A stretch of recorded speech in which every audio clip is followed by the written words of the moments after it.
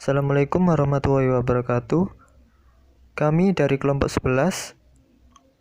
Di video ini, kami akan menjelaskan tentang kesulitan belajar akademis.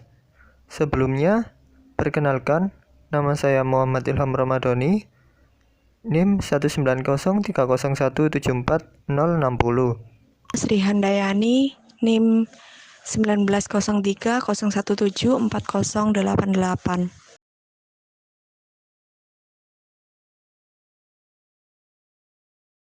Kesulitan belajar akademis. Berikut ini adalah poin-poin materi yang akan kami jelaskan di video ini, yaitu 1. Definisi kesulitan belajar akademis. 2. Teori-teori kesulitan belajar akademis. 3. Bentuk-bentuk kesulitan belajar akademis. Dan yang keempat adalah faktor yang mempengaruhi kesulitan belajar akademis.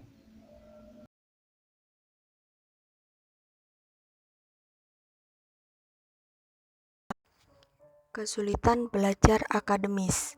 Definisi kesulitan belajar. Yang pertama, menurut Rumini, mengemukakan bahwa kesulitan belajar merupakan kondisi saat siswa mengalami hambatan-hambatan tertentu untuk mengikuti proses pembelajaran dan mencapai hasil belajar secara optimal.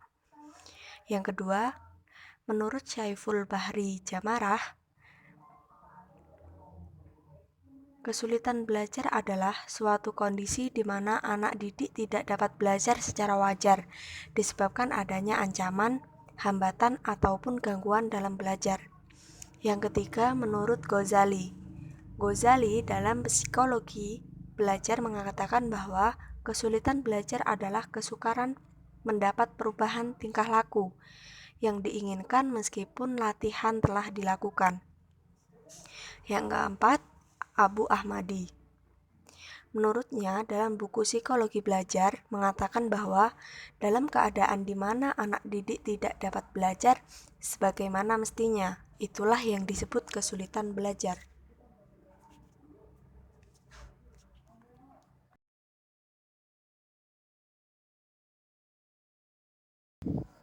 Teori-teori kesulitan belajar akademis. 1. Teori disleksia atau kesulitan membaca.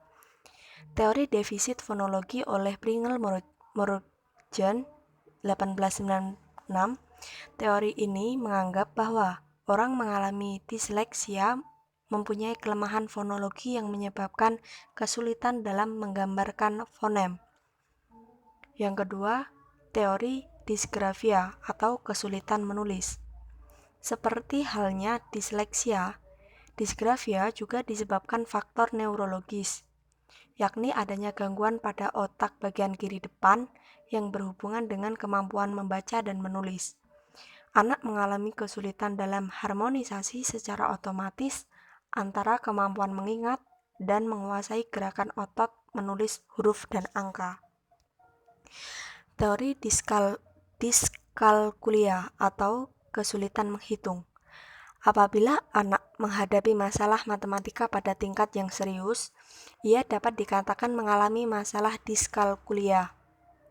Masalah yang dimaksud adalah masalah dalam memahami istilah matematika dasar atau operasi seperti penjumlahan dan pengurangan, simbol matematika, atau belajar tabel perkalian.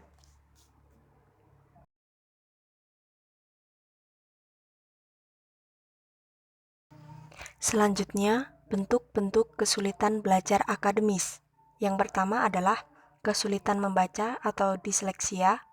Yang kedua, kesulitan menulis, disgrafia. Dan yang ketiga, kesulitan menghitung, diskalkulia.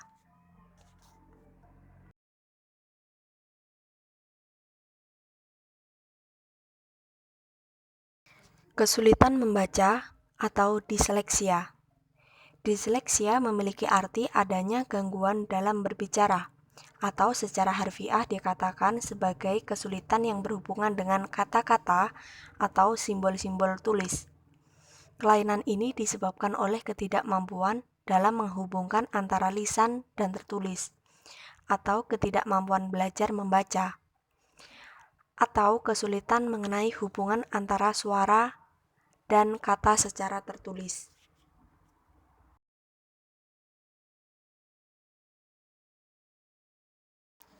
Kesulitan menulis atau disgrafia. Kelainan saraf ini menghambat kemampuan menulis yang meliputi hambatan fisik seperti tidak dapat menulis dengan baik.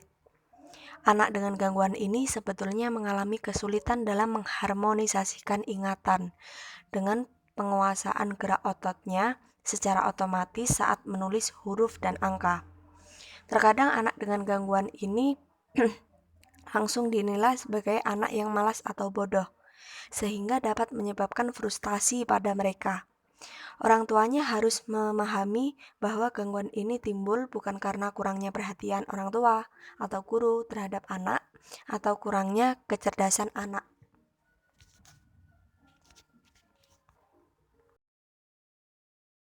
Kesulitan menghitung atau diskalkulia. Diskalkulia adalah gangguan pada kemampuan kalkulasi secara matematis, terbagi dalam kesulitan menghitung dan kesulitan kalkulasi.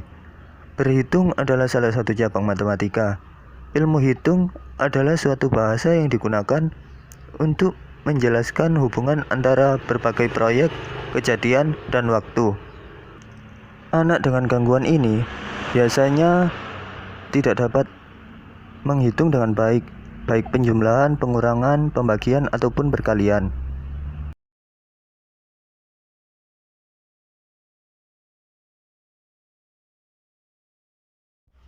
Faktor yang mempengaruhi kesulitan belajar akademis. Faktor-faktor ini terdiri dari faktor internal dan faktor eksternal.